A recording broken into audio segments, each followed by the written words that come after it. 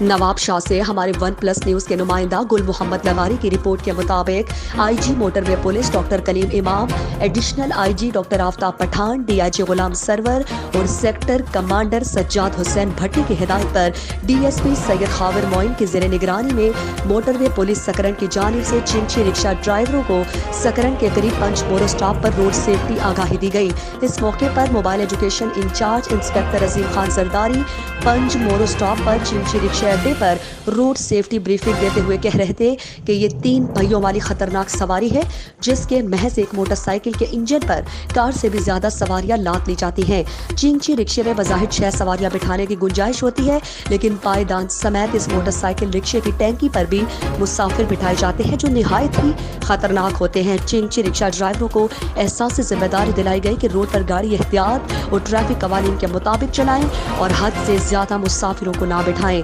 मुकर्ररा रफ्तार से तजावुज़ ना करें, वन वे के खिलाफ से गुरेज करें और रोड पर इंतहाई बाइन लाइन का इस्तेमाल करें। रात के वक्त गाड़ियों की बैक लाइट्स दुरुस्त रखें।